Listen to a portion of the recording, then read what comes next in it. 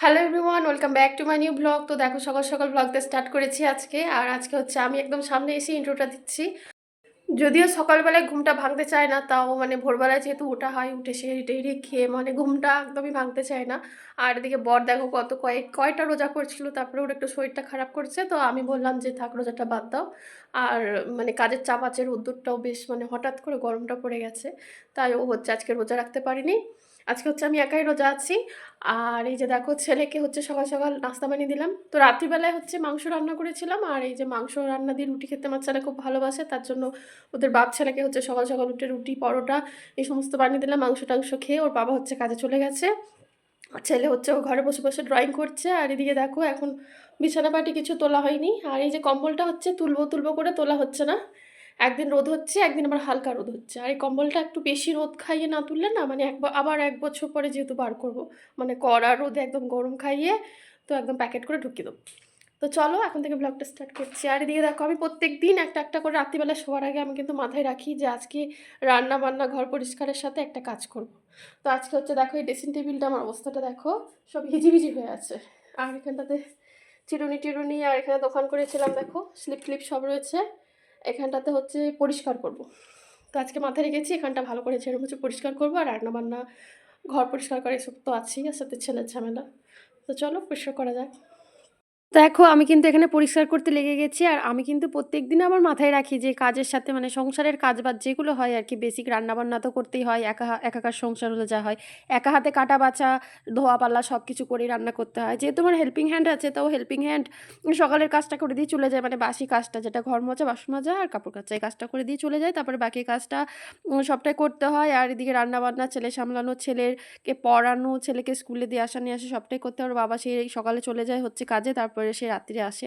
আর এদিকে দেখো প্রত্যেক দিনই হচ্ছে রান্নাবান্না করতে করতে, আর সাথে আমার ভিডিও এডিটিংয়ের কাজ তো আছেই। তো কাজবাজ করতে করতে তারপরে ভিডিওতে লেগে গেলে আর অন্য কাজ হয় না। তো এদিকে গত কয়েকদিন ধরেই দেখো ড্রেসিং টেবিলটা হচ্ছে একদম ছড়িয়ে ছিটিয়ে পড়ে আছে। অনেক দিন ধরেই ভাবছিলাম যে পরিষ্কার করবো, কিন্তু পরিষ্কার করে উঠতে পারছিলাম না আর কি, কাজের চাপে। তো আজকে রাত্রিবেলা সবার আগে আমি মাথায় রেখেছি যে না, একটা একটা করে কাজ এইভাবে রুটিন করে করে রাখলে, মানে মাথায় যদি রাখি যে এই কাজটা আজকে আমি সংসারে কাজবাজের সাথে করবো, মানে রুটিনের সাথে যদি রাখি, সেই কাজটা কিন্তু আমার হবেই। তো এই দেখো এইভাবে আমি কিন্তু মাথায় রেখেছি যে আজকে এটা পরিষ্কার করবো, তারপরে আমি রান্না করতে যাব।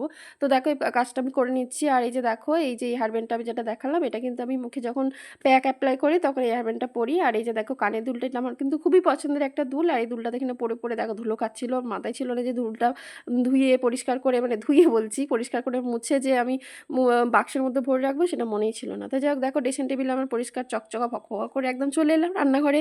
আর রান্নাঘরে রান্না করার আগে ভাবলাম ছেলেকে একটু ফ্রুট দিয়ে দিই। তো দেখো এখানে কালো আঙুর আর সবুজ আঙুর মিলিয়ে একটু বাটি করে দিলাম, বললাম তুমি একটা খাও, বাইরে খেলছিল ছেলে, বললাম আগে হাতটা ওয়াশ করো, হ্যান্ড ওয়াশ করে তারপর খেতে বসো। তো দেখো ছেলেকে আঙুর টাঙুর খেতে দিয়ে এখন চলে যাবো আবার রান্নাঘরে রান্না করব। আর আজকে দেখো রান্না বান্না তেমন ঝামেলা নেই, খুবই অল্প স্বল্প রান্না করবো, কেননা কালকে রাত্রে হচ্ছে বেশ করে কষা মাংস করে এসেছি, একদম হাঁড়িতে একদম বেশি করে মাংস রান্না করে দিয়েছি, রেখে দিয়েছি আর কি। আর যেহেতু রাত্রিবেলায় আমরা খাবো, আর বেশি ঝামেলা করবো না আর কি সকালবেলায়।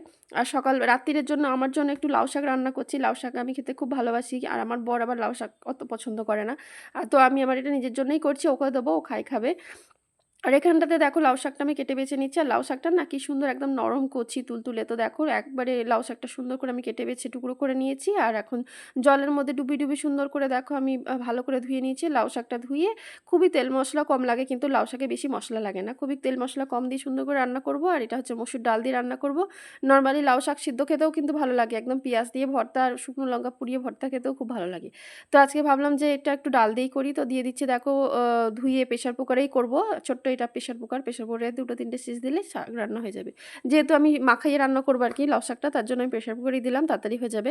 তো সমস্ত গুঁড়ো মশলা দিয়ে নিচে দেখো বেসিক মশলা যেগুলো হয়। আর এখানে মসুর ডাল দিলাম, আর তেজপাতা দিলাম, চেরা কাঁচা লঙ্কা দিলাম, আর সামান্য একটু সর্ষের তেল দিলাম, শাকে বেশি তেল লাগে না। আর দেখো আমি প্রত্যেকদিন রান্নার সময় একটু একটু করে ফ্রেশ ফ্রেশ করে আদা রসুন ব্লেন্ড করি।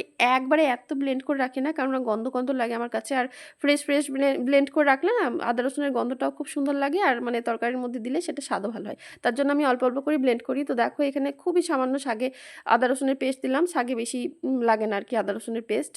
তো দিয়ে এখানে শাকটা আমি বসিয়ে দিলাম, আর এদিকে দেখো রিয়াদের জন্য যে মাছের ঝোলটা বসাবো, তো আমি তাড়াতাড়ি করে ভুলেই গেছি যে মাছটা ফ্রিজ থেকে বার করে আগে যে আমি মানে জলের মধ্যে ডুবিয়ে দেবো সেটা ভুলেই গেছিলাম। তো পরে তাড়াতাড়ি করে ভিজিয়ে দিলাম, তো দুটো মাছ ছাড়িয়ে আমি ওকে তাড়াতাড়ি করে ঝোল বানিয়ে নিচ্ছি। এই ঝোলটা দিয়ে হচ্ছে রিয়াদকে খাওয়াবো দুপুরে।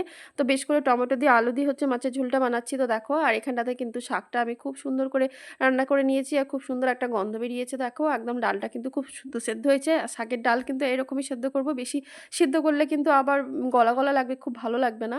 আর এই যে দেখো এখানে রান্না হয়ে গেছে, মাছের ঝোল রান্না হতেই আমি রিয়াদকে গরম গরম ঝোল ভাত খাইয়ে দিচ্ছি, কারণ দুপুরবেলা ওকে খাইয়ে দাইয়ে শুইয়ে দেবো, তারপরে হচ্ছে আমি বাকি কাজকর্ম করব। তো এখানটাতে দেখো মাছের ঝোল দিয়ে ভাত খাওয়াচ্ছি, আর ওকে খুব ভালো লেগেছে। ওকে জিজ্ঞেস করছি, বাবা মাছের ঝোল ভালো হয়েছে? বললো হ্যাঁ ভালো হয়েছে, টেস্টি। আর দেখো গরম গরম মাছের ঝোল দিয়ে খাইয়ে দিচ্ছি ওকে। আর ওর জন্য কিন্তু ছোট্ট ওই পুচকি হাঁড়িটা একটু ডালও করেছিলাম, মসুর ডাল, সাজা মসুর ডাল যেটা হয়। আর ও আর ডাল আর খেলো না, মাছের ঝোল দিয়ে খেয়ে নিল, কিন্তু মাছের ঝোলটা কিন্তু ওকে খুব ভালো লেগেছে, তাই ও মাছের ঝোলটা দিয়ে খেয়ে নিল। তো এখানে ঝোল টোল করে দেখো এখানটাতে রিয়াদকে খাইয়ে দিচ্ছি।